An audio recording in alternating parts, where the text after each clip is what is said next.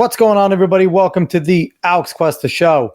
How's everybody doing out there on this Wednesday, September 4th, 2024, episode number 138? We almost had it last week, guys. We almost got rid of David.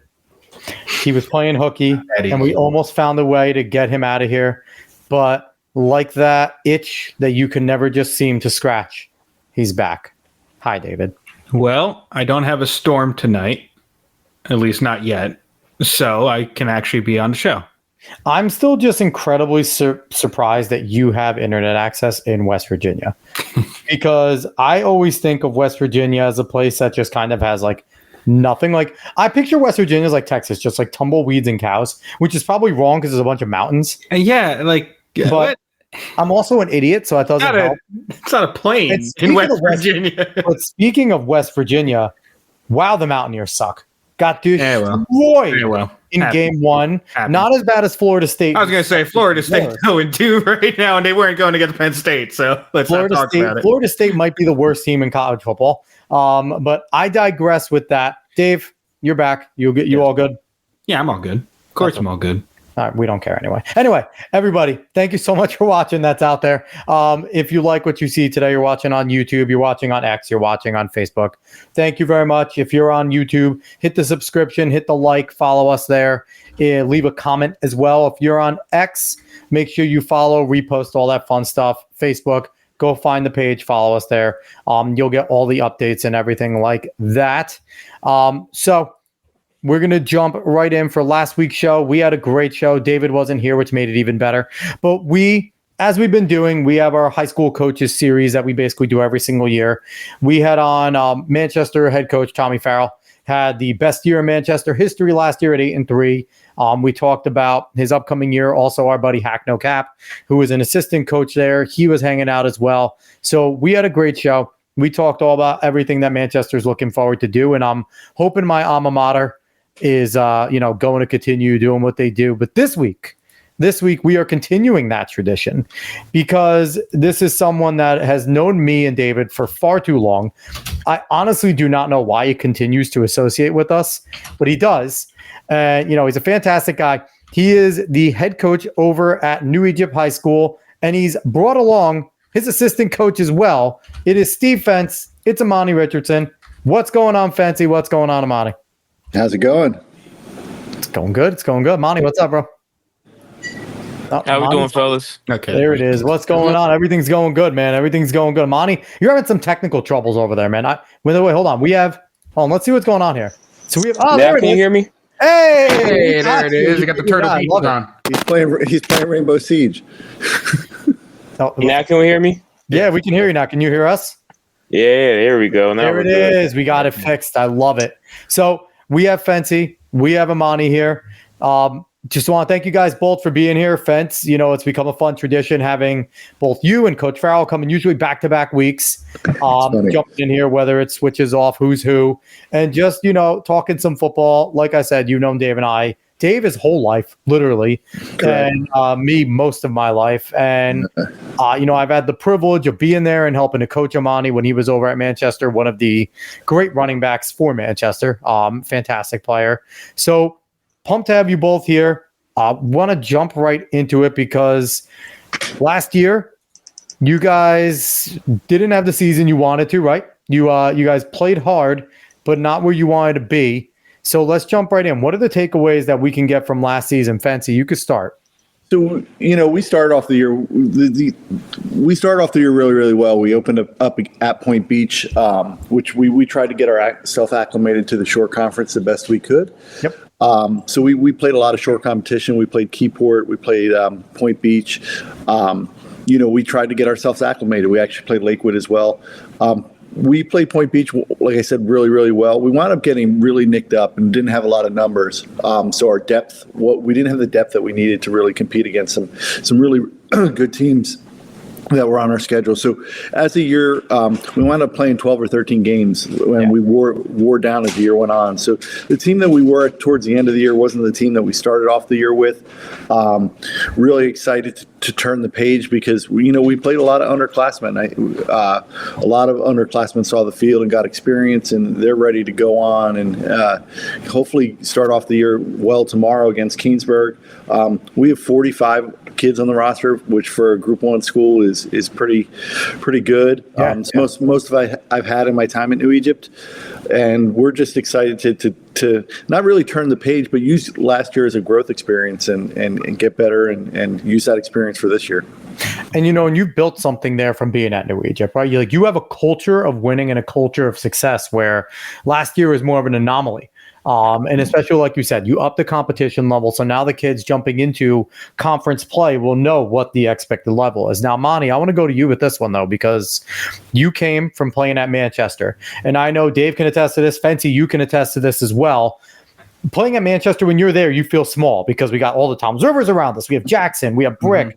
But then you go to a place like New Egypt, Amani, and it's like, oh, no, this is what a small school is like. Like, we weren't that small. We're mid-size. Like, small schools are that for a reason. So what's that been like for you going from playing and even coaching for a little bit at Manchester as well, right? You started off as an assistant coach there and then jumping into New Egypt where it's like, all athletes are athletes, right? But now you have a smaller pool there. What's that been like adjusting to, okay, my school wasn't a small school. Now I have to adjust to this here. Yeah, no, it was such a culture shock going from Manchester to New Egypt, believing that Manchester was a small school, right?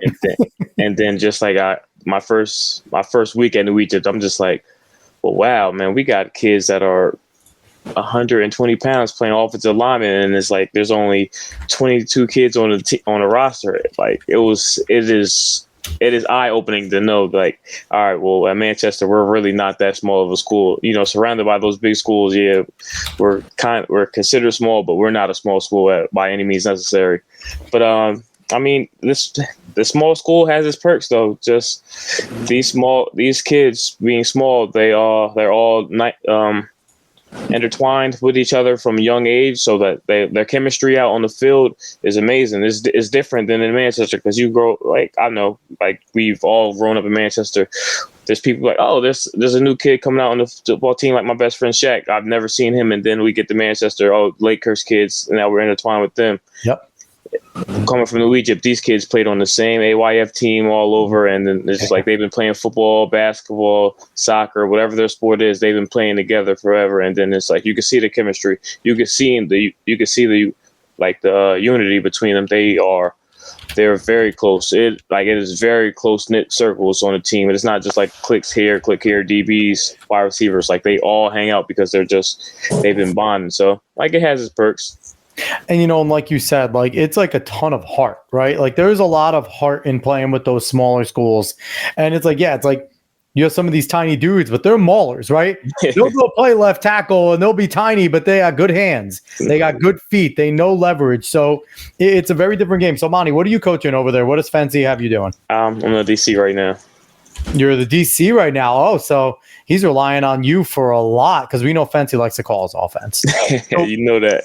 So what has that been like transitioning, though? Because it's like, obviously now you have your whole entire plate there, but, it was Fence. So you were very used to the offensive calls, right? Because even though some of the things are different in terms of maybe formation-wise, I'm not giving away his calls, but Fence has his calls, and that's what they are. And then most coaches take them with them.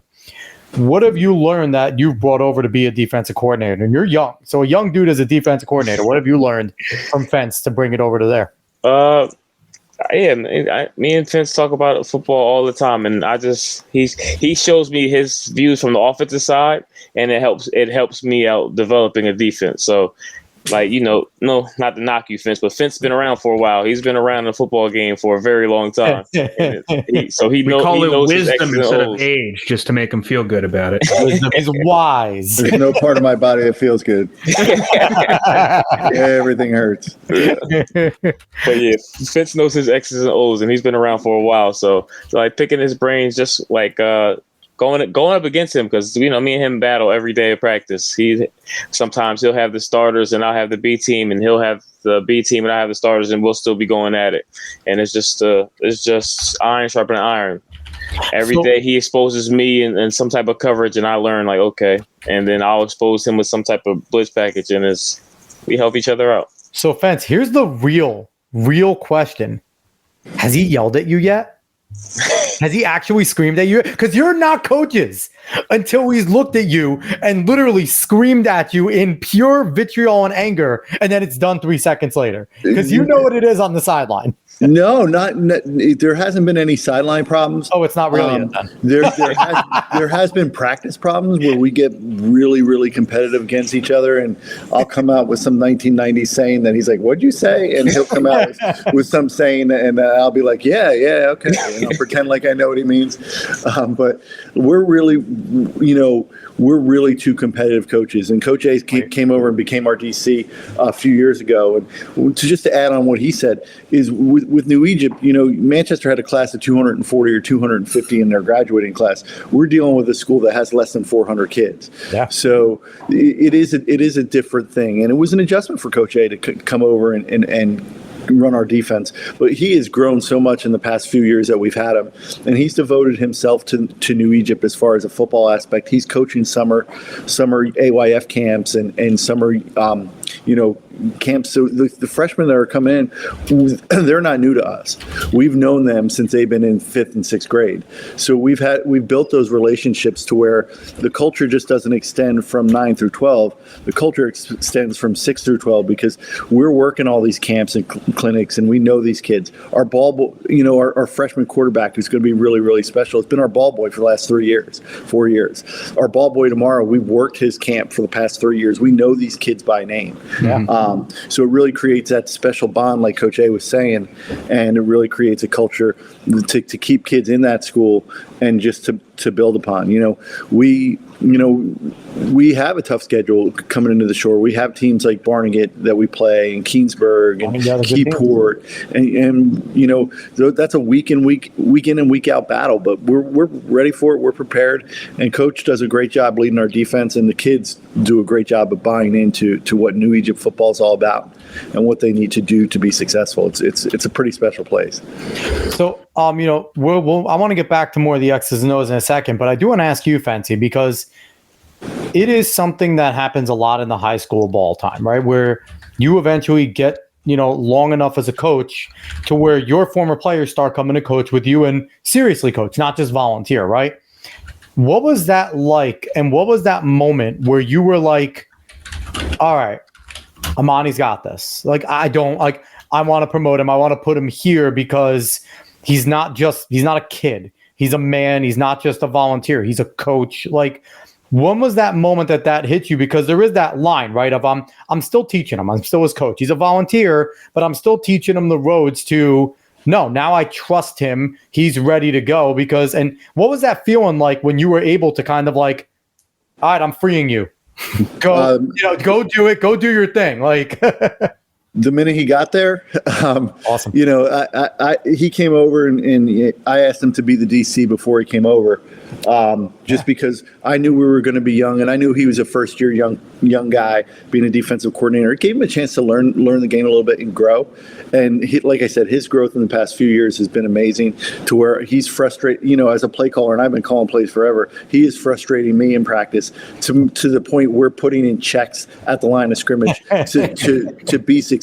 Like, he's legitimately becoming, and he's going to be a head coach one day. He's becoming legitimately a amazing defensive coordinator. Like, the stuff he's put in has been amazing. And you mentioned all but one of my coaches I've either coached or had something to do with New Egypt football. Alex Sempervive, who's our special teams coordinator, played at New Egypt. Matt Souls played for me and played for New Egypt. Drew Cluxton, our linebacker coach, played for me at New Egypt. So everybody kind of shares in my vision and shares in what we're trying to do as a team, which makes it really easy for me to coach and exciting, because, we battle sometimes, like scheme, but it's never adversarial, and we just go out and we just, we coach the kids, and the kids like to be coached, and it's really the best part of the day.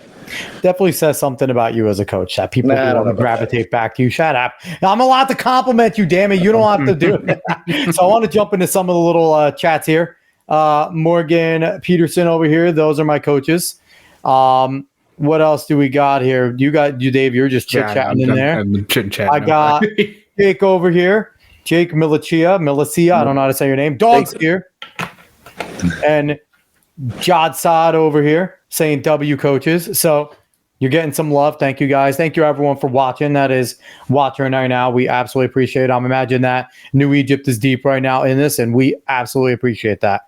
So I want to go back now to the X's and O's sides of things. So, Coach Amani, last season, what did you get to take away from the step up in talent? What have you learned to adjust now from being, a player in the short conference a little while ago to now being a coach? How different has it been to be on that side and be like, oh, so this is why coach used to get mad at me for doing X, Y, and Z, right? So what was that been like watching the talent step up, and how have you had to make adjustments as a coach? A little while ago, man. My last time stepping on that field was 11 years ago. Don't make me feel old, man, because mine was now 2007. So way too long. Way too long.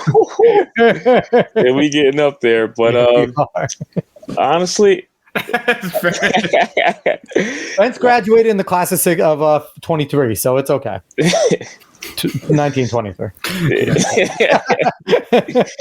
Nah, but just with transfer, moving over to the shore with the athletes. That's the first thing I realized when we played Keyport and we played Lakewood. It's just the athletes aspect of it, because no disrespect to the league we came from, is not as well coached, but it is athletes. So you expose them. You throw different things at them that they haven't seen, and then you just hope your guys, your Jimmies, can meet their Joes. And usually it doesn't work like that, but sometimes it helps you out. Here is tough because there's so many great coaches in the shore to go along with great athletes. Every school we're playing, from Kingsbury, Asbury, Neptune, have amazing athletes, and then they also have amazing coaching staffs that go along with it. So right now it's really dialing on. We're watching film every day, dissecting offenses, what they're doing, learning their patterns. Every offensive coordinator loves to run certain things all the time. You pick on that. You pick that up really early. So certain guys show you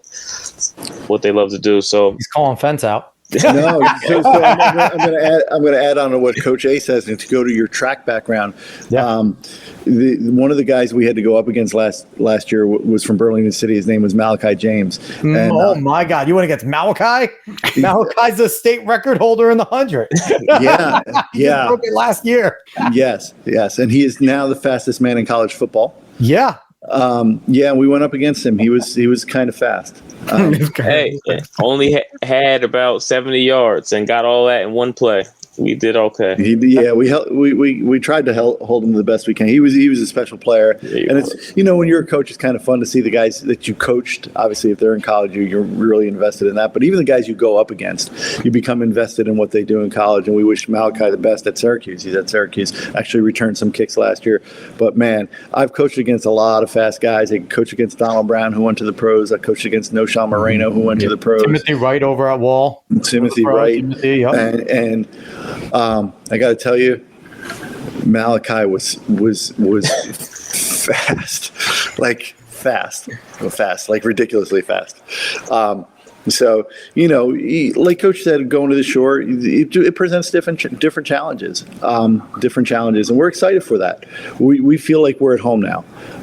I say that because our division is primarily Group 1 schools. That wasn't the case last year.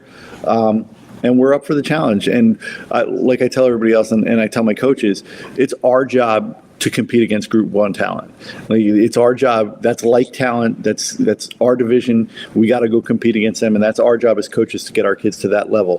When you're playing your bigger schools, like we played Allentown for the last 2 years. They're a huge Group 3 school that's competing with Brick Memorial last week. Yep. It's tough to get your kids to compete on that level because it wasn't really a level playing field. Yeah. And, and that's just kind of reality of things, right? Because you can have as much talent as you want. But if you're sitting there and like Amani said, you're putting 120 pounders, 160 pounders on the line, and they have a legitimate 280, 290 pound guys. Sometimes it's just physics. Sometimes it's just a gravity thing. That guy's going to lay on your guy, and there's only so much you can do, right? No one likes to hear it, but size does matter. No, we don't like to hear it, but it does matter at some point. It does. You get your ass kicked if This is an educational show, and we'll leave it at that. If someone's just laying on you all day, and I box. I can't box someone 20 pounds ahead over me. That hurts. 100%. Yeah, so it is a very difficult thing at times for you to do that step up. And I think at times you guys schedule your own games and things like that. For the most part, you have your choices, right? Like you get your schedule and then you kind of have 2 or 3 options in the year. No? Tiny bit. So we had some wiggle room with one game this year.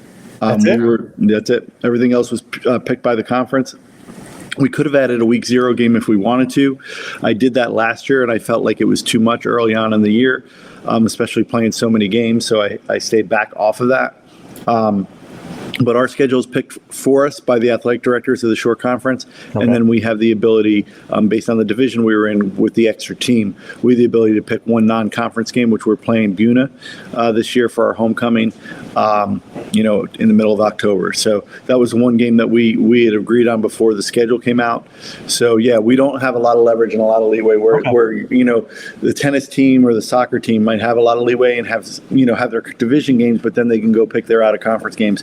Football doesn't have that. We are at the mercy of the conferences. It's one of the reasons why I think, at least from a football aspect, we were excited to transfer over to the Shore, because we knew that there was that natural fit of those Group 1 schools that we're going to develop a rivalry with.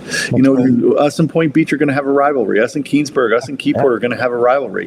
Where my time at New Egypt, we would have 2 years worth of a conference, and then the next 2 years we'd be playing 8 different division opponents. Yeah. And that's kind of not the way it's supposed to be. You want to develop those rivalries and play schools that you develop relationships with, and for the good and the bad, right? You want those rivalries, and I want to hate a school. I want my kids to have that natural rivalry. Absolutely. Yeah. So we're going to have that, and I just, like I said before, I feel like it's home more. So we're excited to make that transition. I am scarred by Buna. They were our final game my senior year, and they were like the consolation game because we didn't make the playoffs, and we were fairly evenly matched, and it came down to an overtime play where I'm not going to name names, but I called the check, and they didn't check, and the player went streaking up the sideline for an easy pitch and catch. I am scarred by that moment every single time I talk about them, so I hate them. That is my team that I more than Mondon, more than Lakewood, more than anything. I hate Buna because of that one moment. No, they're Mondon. There is no Donovan Catholic. Donovan Catholic's not a real place. Monsignor Donovan is what exists. Okay, but you're right. So I do want to talk a little bit more about the Shore and what you're doing this season. What are the expectations going in? You got a taste of it last year with a lot of the games, right? What are your expectations this year? And I actually want to pull up the schedule here real quick so we can kind of, talk about.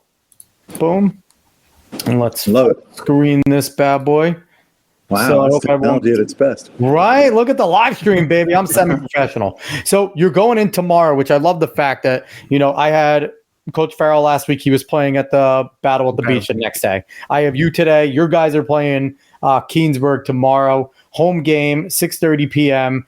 Shout out to the Shore Savages. We used your graphic last week, using it again this week. We appreciate what you guys did. Stuff looks awesome. So yeah, they do a great job. They do fantastic. And the whole preview, I just want to click through real quick. They do a really good preview, kind of talking about the X factors, returning guys, meet the team, and this is cool stuff the Shore Savages are doing. So shout out to them real quick. Absolutely.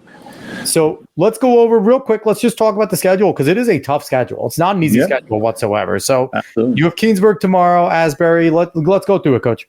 Kingsburg, good team, lots of athletes. Very explosive offensively.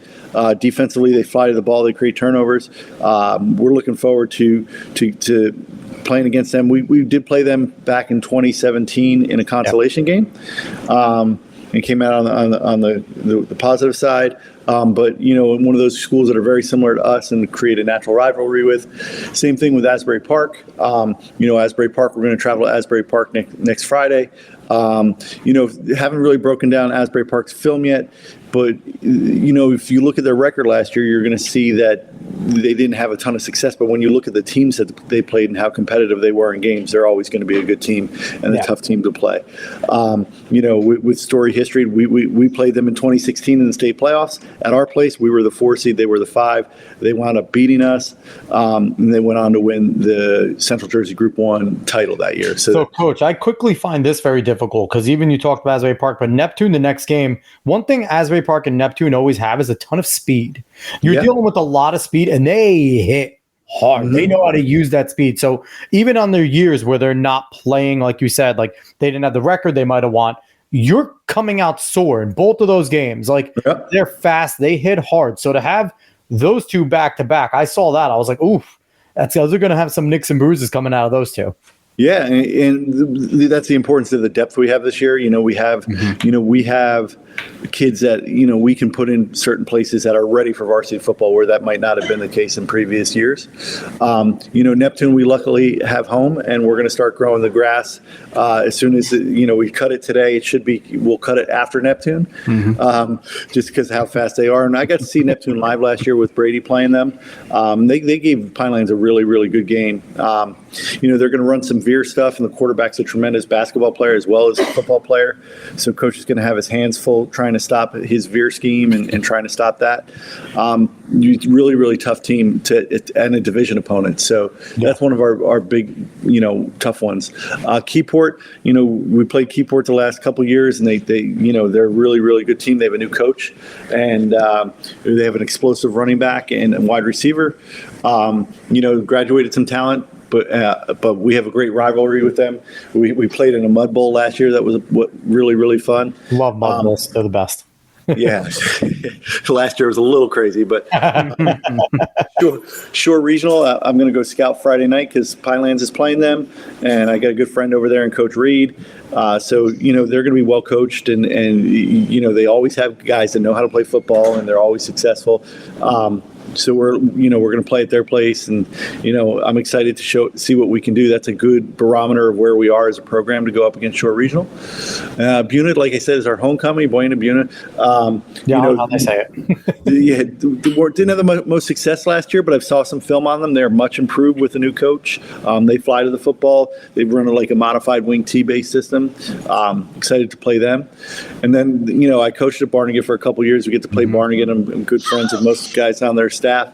They return a linebacker that's committed to, I believe is it Cornell? I think it's Cornell. Cole Toddings, not bad.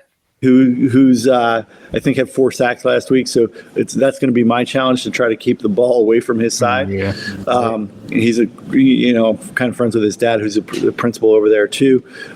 Good player, really nice guy.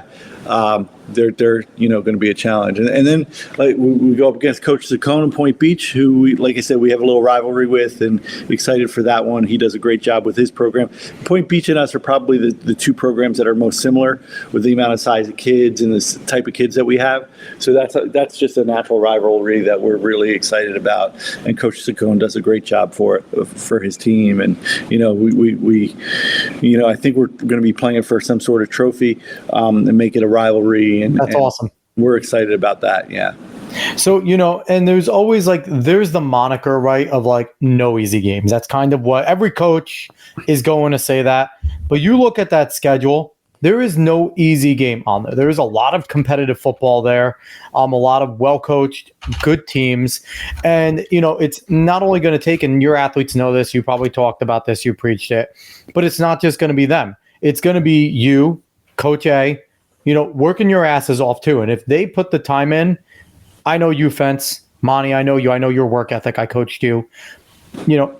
if you know, and your boys probably know this, but if they put the time in, they put the effort, they put the work in, you guys are going to equal it, match it, maybe go surpass it, and you guys are going to be successful, even with that tough schedule. So I'm looking forward to see what you guys can do this year, because I think you guys are going to shock some people. Now, I'm waiting, just to be selfish. I need a year where you have Manchester on there just so I can just, I don't know, just geek out and just be like, I don't care who wins. This is an awesome game. Like, Coach Farrell's done a great job with that program, and he coached at New Egypt on my staff, and I'm actually, his dad has the all-time wins lead there, and I'm close, but he's done a great job, and I'm proud of him and what he's done. How close?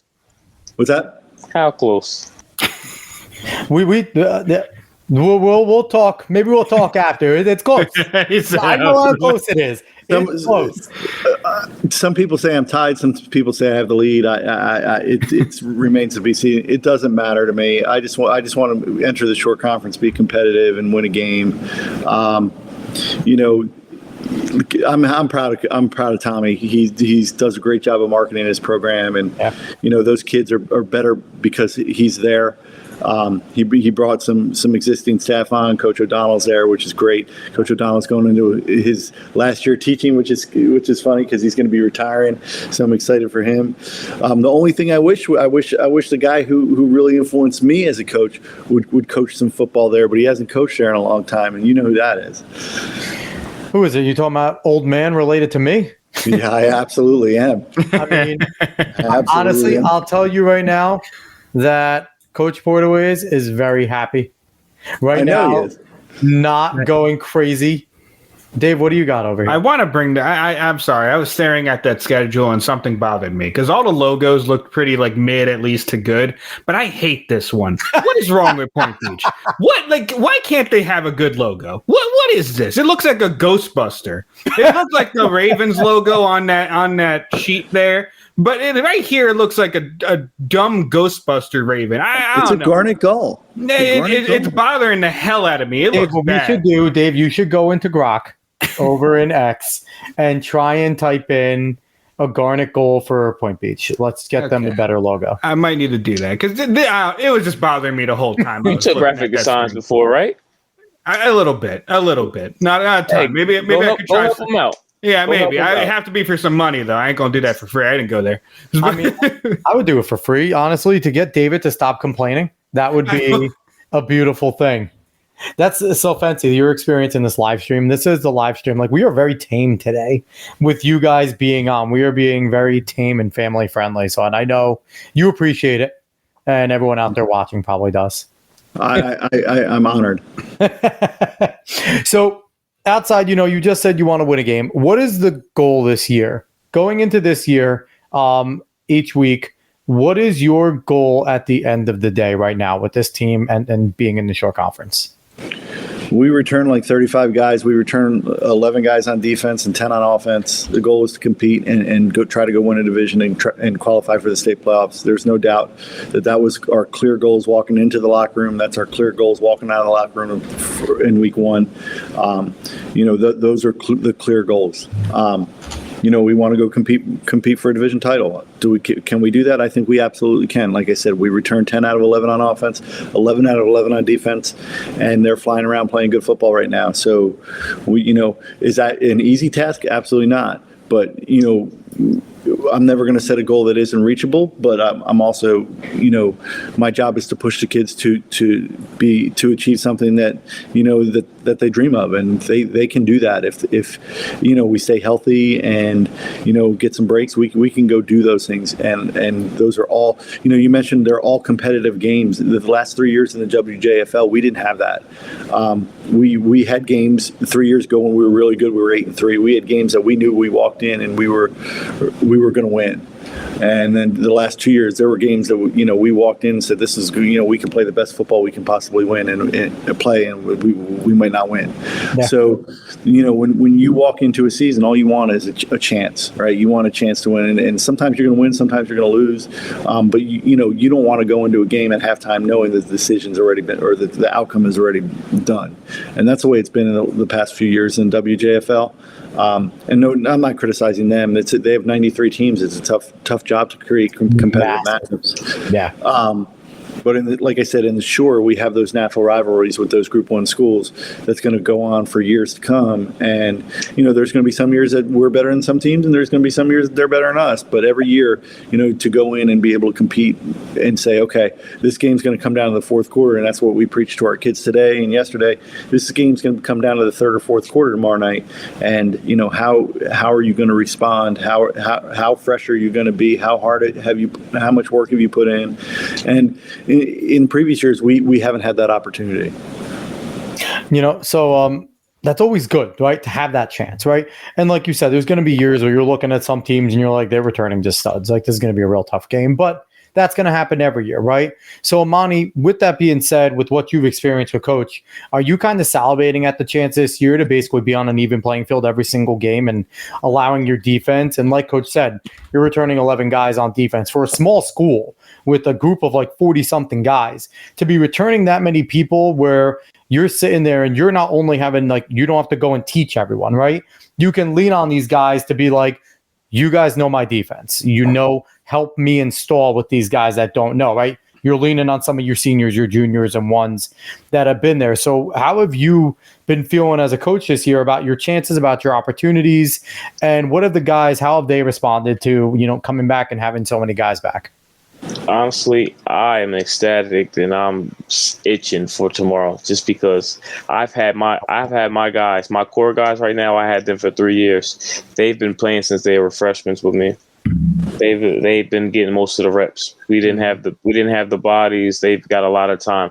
I had a corner who's literally played in every game since he's been here as a freshman. He missed one game because he had a jaw injury, but he missed the one game and then came back. So since he was a freshman, he's been played in every game. And now he's a junior. He's outstanding. His growth is along with a safety who was a freshman. And I have 2 middle linebackers that are absolute studs. They're 100 tackles each type linebackers. They're going sideline to sideline. They know the defense like the back of their hands. I am ecstatic. I lean on those guys so much to teach the younger guys. And it's to a point where they understand the defense so much that they tell me exactly what they see, and then we can base our defense off of that. So, yeah, I have my defense, and then they're just like, hey, coach, like, there was a play that Kingsburg runs. I'm not really going to go into it. And that there's a check for us, and one of the players was like, well, if I go over there, this gap is going to be open, but we could just bump the lineman over. I'm like, yeah, you see, I don't even have to say anything. They're fixing things for me. It is fantastic. And I expect our guys on defense to have an outstanding year. And I love that we're not playing these schools like Center mentioned and like these bigger schools like where it's even like, yeah, you more athletic than us. That's fine. That's okay. That doesn't. We'll be fine. We will be fine. I do love seeing this, though, and I do love Amani, because now you kind of understand when someone would do something wrong or there'd be something wrong and the coaches would look at you as a senior, right? Not the kid that did something wrong, but look at you and going, what are you doing? You're on the field. You need to make that call. We can't fix that, right? And now from your side, you're looking at some of your guys going, that check. What are you doing? Like, it's like hilarious to see. Yeah, it's crazy how that is. It's like it used to be. I promise, as a player, even in college, I was like, oh, like that's not my call to make. That's not my call to make. No, you've been here for 4 years. You know that call. You make that call. Help out the guys that don't know. Nah, you're absolutely right. And as a coach, how much you do have to lean on your senior and junior leaders, and how much you do have to lean on them, because you're on the sideline. Even if you're in the box, wherever you are, you can't jump onto the field and adjust them. If you see something, you can only scream so loud. So it's like, and that's when, I don't know if how much you guys still do film session, but film session was always fun. And as in fun, I mean terrible when you screwed up, because getting ripped, and especially and Fenty, you'll know this, with old LB or some of those coaches that film, just keep on going back. What was that? Just ripping you to know. OD, especially OD, was hilarious in the film room. Yeah, OD was if bad. it wasn't you, it was really good. But that's just always good. So I love it. I love the fire. Fancy, what else? Do you have anything else to add? Because I want to close out the segment because I want to go on our last topic that David threw in today. Yeah, what else you have to add? Just that I'm never mean in film session. I'm always positive and uplifting, and I'm always bringing positive energy, and I believe it. Never negative or critical, and everything we do is right. And so, I'm kind of kidding, but Coach A has done a phenomenal job of just getting everybody ready. And Coach A is that coach that's in the booth and on the sideline, because his mild mannered nature here in the podcast is not his mild mannered nature in the booth. I don't need the earphones. We've all seen Monty get going. Last week during the scrimmage, he hopped out of the booth, over the fence, and onto the field to talk to a kid. So it would have taken me 30 minutes to get down there, and he was down there in 2 minutes. He doesn't have his 4.3 speed like he did, but it's probably still pretty quick. Probably still sub 5. I'm saying sub 5.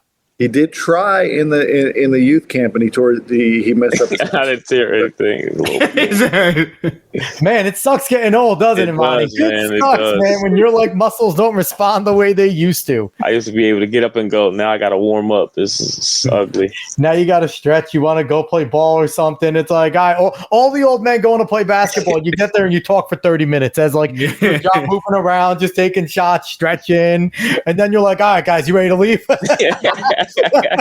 You good? I'm good. We're good. I'm 8 months from the senior golf tour. Hey, listen, you finally have a reason to shoot from the women's tees. You're good now. I'll just take my golf bag, drop the balls in the woods, and go home. You can play some pickleball. Pickleball's all the rage now. Listen, I play and mean pickleball. Me and my wife are very good. There you go. We beat our kids. We're good. Well, I mean, you should make sure that's in reference to pickleball. Say in pickleball after that sentence. That could be clipped out of context. We never know who's watching. I don't need any sort of investigation. Yeah. Fancy could not beat his son if he tried at this point. I'm not gonna lie. I'm convinced. Brady or Liam? Brady. Liam too. Brady has yet to beat me. Brady was third in the Ocean County tournament in doubles and tennis. He's actually a pretty good tennis player, but he's yet to beat me. He's letting you win. He's being a nice son. No, I just haven't played him in 3 years. That'll do it. Go out on top, baby. All right, so this is a Fancy special that David threw in because we all know how big of a fan Fence is of Disney. Fence is a Disney guy, right, Fence? You love Disney. Yep, big time. And I don't know if your athletes know this about you, but if they don't, now they do. You're a Disney guy. We all know each other pretty well. I want to do. David wants, jump in. Dave, you can handle this part because this was your special one. Go for it. Yeah, generally, I just want to know if you've been keeping up on what's been going on at Disney and the recent D24, I guess D23, whatever happened. D23, yes. I watched the live stream, so I'm up on it. So what are your feelings on some of the moves that are going to be happening at the parks in the future? I think the Cars rides are the more Cars Land. thing. Yes, Cars Land. What do you think about this? Are you? I'm sorry. Go ahead. Yeah. No, I'm ready to go because this is a hot topic. I'm ready to go. This is bigger than Norwegian football, baby. No. So, obviously, the big controversy is that they're going to be taking out Tom Sawyer Island, which is like Walt Disney's big view on Frontierland and a big part of his like Americana of the park. And they're going to be putting in a Cars Land and a Villain Land. Yes, I have mixed feelings on it because Tom Sawyer Island is, to me, wasted space. Yes, it's nostalgic, but they open it late and they close it early, and the Magic Kingdom has some overcrowding problems and some park capacity problems. So in adding these parts, they got to keep it fresh and keep it new. And a lot of people are complaining about it and saying, "Oh, you're killing the history of Disney," which to a point is correct. But the Magic Kingdom, like that part of the park is almost, I don't want to say dead and wasted space because it's not to so many to diehards like me, but yes, to so many people, it's that space space is not used. So I'm more upset about the fact that they're going to be maybe moving the Muppets. Yeah, Muppets 3D. That's done, I thought. Well, no, it's still there. They haven't announced where they're going to be putting the new Monsters Inc. roller coaster. They're creating like Monstropolis. Yes. So there's 2 areas that they're considering, and one is where the Muppets goes. The Muppets is Jim Henson's last creative work. Yep. The Muppet Vision 3D. So there's a lot of people, including me, that are upset over that. So here's my issue with what they're replacing it with, though. How relevant is Monsters Inc. to this current generation? Like, I understand, like, I feel like I love Monsters Inc. David grew up with it. We like it. But you're trying to reach your 12 and under demographic usually with Disney, a lot of it. How many of these kids care about Monsters Inc., really? Well, 12 and under. What about 50 and under? But you could have that same argument with the Muppets. How relevant is the Muppets? And that's what I mean. So if you're going to replace it with something, maybe replace it with something a little more recent. Well, we could talk about 15 years old. Whether or not they have any big recent hits anyway. There's an area of the park that the other area of the park that they're talking about is where like there's all misplaced Star Wars stuff. So there's Star Wars Land, which is awesome, and then at the other side of the park you have meet and greets with certain. You can meet Kylo Ren and Chewbacca, and at the other side of the park from Star Wars Land. So some people are saying move the Monsters Inc. area to there. They haven't announced that aspect of it for Disney Studios, but we go all the time. I think we went. We'll be there in November. We're going in November. Where are you staying? We're staying at the Art of Animation. Nice, very cool. There. Saying Art of Animation. Art of Animation on Skyliner. Yes, you'll like the Skyliner aspect because the transportation is really, really good. Yeah, we're doing the whole dining package and things like that. Awesome. Please review your dining choices with me. I'll help you.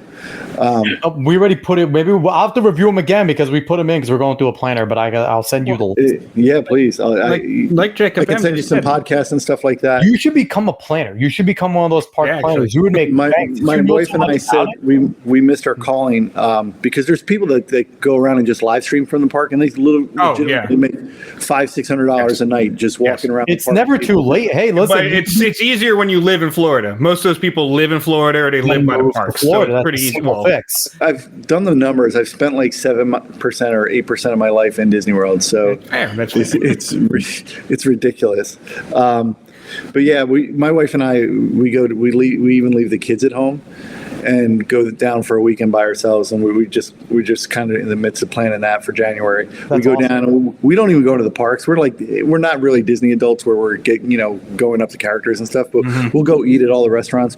My wife and I have a tradition to go to what's the name of that restaurant? I can't think of it right now. CityWorks. So we go to the CityWorks which is in Disney Springs. Yep. Disney Springs is cool. Disney Springs is awesome. And we go for it's not the championship game, but it's the divisional round of the playoffs. Yes. So we'll get to there for the halftime of the 1:00 game, and then we'll stay through the 8:00 game, and it's just a really, really cool. You could do like the Disney Boomer review. Like that would be great since you guys would be considered boomers. Just call them a boomer. Be relevant to like this generation. Wow. You would use that. I would tell you that I would be great at it because I would, but there's like 80 other people that do it. Yep. Here's the thing: it doesn't matter as long as you're better than them. Yeah, but that's it. Be better. I'm too late to the party. Monty, encourage him so then he can leave and you could take his job as head coach. Yeah. My pension isn't high enough yet. We got to see where Brady goes to school, and we got to get Liam to school. So Brady and Liam both have to go to somewhere in Florida near Orlando. Just go to Florida. So when you guys move down there, it's home. The goal is to leave them here. I love that. Dave, what? So there's another thing that was announced. One of the other really big things was Villains Land. They're having a Villains Land. Now, I heard that's going to take a while. I heard some sources say it's going to be like 2028 probably, but they wanted to confirm it as a thing. Now, I don't want to necessarily get your take on Villains Land by itself because I think the idea is a good idea. It's an idea they should have done a long time ago in the first place. But I do have to ask if you think Villains Land, especially announcing at this D23, it was meant to go against this because Epic Universe is coming next year. and it's huge, and they have a dark universe which has all Universal old horror movie villains. So do you think that announcement was partially because they're pressured by what's happening here? Because this looks huge and it looks awesome. I think it was fully Yes. Wait. And to something that happened within the past 24 hours is Disney came out and announced that they are taking out a Cars attraction in Disney Studios and putting in a Villains attraction right behind Rock and Roller Coaster, which is the Lightning McQueen Racing Academy. That's now becoming, and everybody's laughing at me in my house. That's now becoming a Villains attraction. So that was actually announced like within the last 24 hours. So please get up on your material. I want to hook you up with the guy who's a Disney historian. I feel like you and him would have a great time. Yeah, I'm pretty good. I'm not gonna lie, I didn't know how much you still kept up on it. So I was just like, I want to know what he thought. And I didn't know. So I was like, I'm just gonna give him the general material I know. So yeah, I think it's in total response to, just like anything else, competition's competition, and they have to step up their game, and they have to, Disney isn't doing a great job of making movies. Disney Plus hasn't been great. Their broadcasting side, like everybody else. They've destroyed Marvel and they've destroyed Star Wars. Tommy Merlucci, yeah, he's right. He spends more hours at Disney than at his house. But the fact is you got to compete, and they have to go and compete, and that's the people that are complaining and saying keep the parks the way it is. That's not going to keep people coming in the door, because you'll always have your people that go like me, right? Mm-hmm. I can only go on the Way People Mover 800 more times in my life, and it never get old. Have you calculated that? How many more times you can go until it starts to get old? Have you gotten that number out there? There's nothing. I'm that annoying guy that says all of the show lines and it's bad. Like, people look at me and get annoyed by me because I'm rehearsing the shows and behind them. That's incredible. That's incredible. Fans, I can go with you one year. Yeah, really. We got to go together. I wouldn't wish that upon anybody. It's really probably not a good experience for you. So this was specifically for Fancy, because I know how much you love Disney. That's why I want to do this part. Great little segment. Monty, do you have any thoughts on this? Any thoughts on anything that we just talked about? I do feel bad that you're just sitting there listening to all this. Anything, Brad. Hey, I never been to Disney, but a Villains Land, that sounds like a good time. Monty, the great thing is the Glacier Clinics has a thing in Orlando. I have seen that. I've seen they have a bunch of things in Orlando. Yeah, we might have to go. Yeah, we could definitely do that. There's got to be some coaches conferences down there too. There is. I know the dates. I think a New Egypt coaches conference. I think that's got to be necessary. I think the clinic on the 353 is in the Epcot countries. Yeah. I have to attend that. I have to attend. See. So, Amani, are you a Disney fan? Yeah, absolutely. How about like the Marvel, Star Wars stuff? Do you like the current, or do you like that stuff? Yeah, Marvel not so much as of late. Yeah, exactly. Prior was a lot better. Right now is. Listen, I'll say this: Disney has been killing basically everything it's touched lately. Wish was terrible. That was a crappy movie. Look at him, he's holding his ears. A lot of the Disney stuff has been objectively bad. Okay, they've had some decent movies. Star Wars, they've killed, effectively murdered. The last one was terrible. Here's the bottom line, and here's where they've lost me. If I have to watch your TV shows to understand anything about your movies, then you're really bad. Bad design. Like if I need to pay for your service and watch your TV shows to then watch a movie and understand it, it kills me. It kills me. And to the point where the biggest part of their company, and I'm a Disney shareholder, is that their parks are their biggest revenue base, and if they don't keep up with that, they're going to lose that, and that's scary. That's what the Epic Universe thing. That's why I was watching that, because like Epic Universe is huge. Like, I think it looks awesome. I want to go to that thing. I want to see Dragon, Nintendo World, the villains. They have the little galaxy and Harry Potter. Yeah. Where is that? Fort Lauderdale? I think it's going to be somewhere like that. No, I know where it is. I've been to Disney like 80 times. I've never been to Universal. No. Really? You're missing out. No way. Honestly. Because the rides, I don't think he wants to go. He doesn't want to go, because if he goes, he'll be like, I'm never going back on those rides again. Because the rides and Islands of Adventure destroy anything Disney has. And I like. I wouldn't Disney. say anything. I wouldn't say Basically. anything. Yeah, But they're Now- really good. it's better. What time is this podcast ending? Because now I'm annoyed. No. Whenever I been- wanted to, I'm the Cobra Have you Commander. been on Guardians of the Galaxy? No, I have not. I'm going to go on. I haven't been on Have you that. been? Have you been on Rise of the Resistance? No. Here's the thing. I've I probably seen it. won't I because I have a 6 and a 4-year-old, so I probably won't get to go on those. This No, time. you will. You can ride switch. So you ride switch. They wait on line with you for 5 minutes, and then you go on, and then you switch, and then your wife goes on, and it's perfect. I like the strategy. I like Fancy has it all planned out. I don't wait on a line more than 10 minutes. Hey, there you go. That's awesome. Well, that's what we got to do. Our new quest is to get Fancy over to Universal. It's not going to happen. I was gonna say, good luck, man. Good luck. I don't know if I'm embarking on that one. I'm going to work on it. I'm going to try and trick him. I'm going to get him down there and blindfold him and be like, I'm taking you to this special place of Disney. I've been every year since 1986 to Disney World, except 2 years. One, my wife was pregnant, and one was COVID, and it was closed. I've never been to Universal. You're not going to get me there. He knows the sounds of Disney when you walk on the ground. He'll know it's different.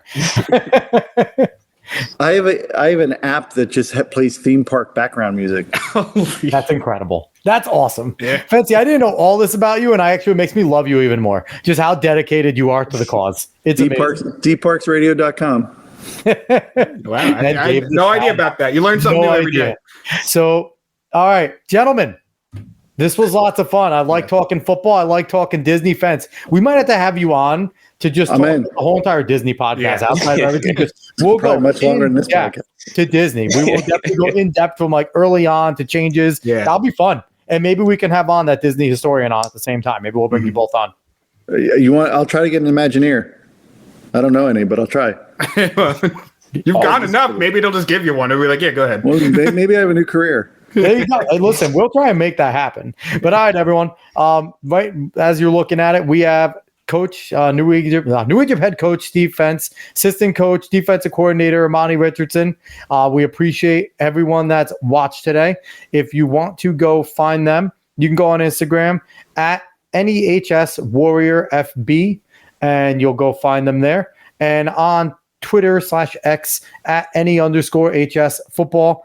Gentlemen, we really appreciate you coming on. I think you guys are going to have a fantastic season. I think it's going to be tough. It's going to be tough, right? Because football, biggest key is health, right? That is the biggest key. You can make all the game plans you want, all the schemes you want, look at all your talent up against theirs, but as long as the bodies are there, that's what matters. So I wish you guys luck tomorrow night. Appreciate it. Kick some ass.